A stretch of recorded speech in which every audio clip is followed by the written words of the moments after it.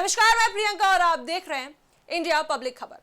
कांग्रेस जनता party इन दिनों social media पर काफी वायरल है। इसकी फैन फॉलोइंग और लोगों से मिल रहे सपोर्ट से अब विपक्ष के जो दल है उन्हें भी बल मिलने लगा है। कांग्रेस के सांसद शशि थरूर ने कांग्रेस जनता पार्टी यानी सीजेपी की ग्रोथ के बहाने केंद्र की मोदी सरकार को निशाने पर लिया। वहीं आपको बता दें, ये कोई असली राजनीतिक पार्टी नहीं है, ना इसके पास चुनाव आयोग की मान्यता, ना कोई नेता और ना ही चुनाव लड़ने की तैयारी है। लेकिन फिर भी इसका असर इतना बड़ा हो गया है कि बड़े बड़े राजनीतिक दल भी इस पर प्रतिक्रिया देने को मजबूर हो गए हैं। वहीं आपको बता दें, इस पूरे मामले की शुरुआत तब हुई जब सुप्रीम कोर्ट के मुख्य न्यायाधीश जस्टिस सूर्यकांत ने देश के युवाओं की तुलना कॉकरोच से कर दी। दरअसल उन्होंने कहा था, कुछ यंगस्टर्स कॉकरोच की तरह होते हैं जिन्हें कोई रोजगार नहीं मिलता और उनका कोई प्रोफेशन नहीं होता। उनमें से कुछ मीडिया में चले जाते हैं, कुछ सोशल मीडिया एक्टिविस्ट बन जाते हैं, कुछ आरटीआई एक्टिविस्ट बन जाते हैं और कुछ दूसरे एक्टिविस्ट बनकर दूसरों पर हमला शुरू कर देते हैं। हालांकि उन्होंने अपनी इस कथित टिप्पणी पर सफाई भी पेश की थी। अपनी सफाई में उन्होंने कहा था, मुझे दुख है कि मीडिया के एक हिस्से ने मेरी मौखिक टिप्पणियों को गलत तरीके से पेश किया। मैंने खास तौर पर उन लोगों की आलोचना की थी जो फर्जी डिग्री के जरिए बार यानी कानूनी पेशे में आए हैं। ऐसे लोग मीडिया, सोशल मीडिया और दूसरे सम्मानित पेशों में भी घुस गए हैं। ये कहना पूरी तरह गलत है कि मैंने देश के युवाओं की आलोचना की। वहीं अगर आप इनकी सफाई को ध्यान से सुने तो ये सफाई कम और आरोप ज्यादा लगता है। खैर, अब बात कर लेते हैं कि आखिर शशि थरूर ने क्या बोला। अपनी बात में थरूर ने कहा कि कांग्रेस जनता पार्टी को सिर्फ मजाक समझना बहुत बड़ी गलती होगी। ये देश के युवाओं की अंदरूनी नाराजगी, हताशा और टूटते भरोसे का डिजिटल रूप है।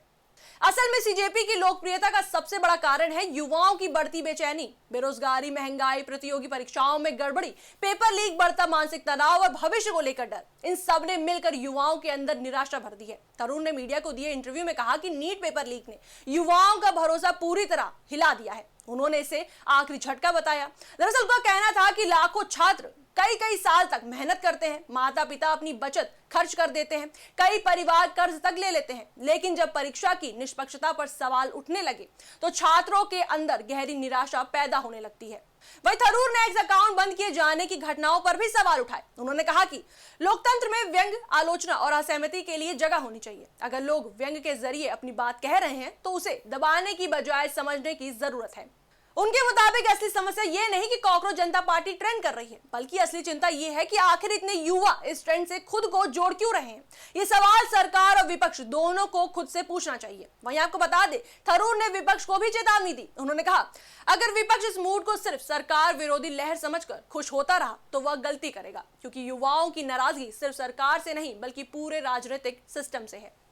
इसके साथ ही उन्होंने तमिलनाडु चुनावों का जिक्र करते हुए कहा कि विजय की जीत को जेनजी विक्ट्री कहना गलत नहीं होगा। बड़ी संख्या में युवा वोटर्स बदलाव चाहते हैं, नई पीढ़ी बेचैन है और पारंपरिक राजनीति से अलग विकल्प तलाश रही है। विपक्ष को भी अब पुरानी राजनीति से आगे निकलकर युवाओं की भाषा समझनी होगी। थरूर ने अपनी बात को आगे बढ़ाते हुए कहा कि लोकतंत्र में संवाद बंद करना कभी समाधान नहीं हो सकता। अगर युवा गुस्से में है तो उनकी बात सुननी पड़ेगी। उन्हें सिर्फ राष्ट्रवाद, धर्म या बड़े बड़े नारों से हमेशा शांत नहीं किया जा सकता, क्योंकि आज का युवा इंटरनेट पर सब देखता है, तुलना करता है और सवाल पूछता है। इसके साथ ही उन्होंने ये भी माना कि विपक्ष के लिए बड़ा अवसर हो सकता है। अगर विपक्ष युवाओं के मुद्दे को गंभीरता से उठाए और उनके साथ सीधा संवाद बनाए तो ये गुस्सा चुनावी बदलाव में बदल सकता है।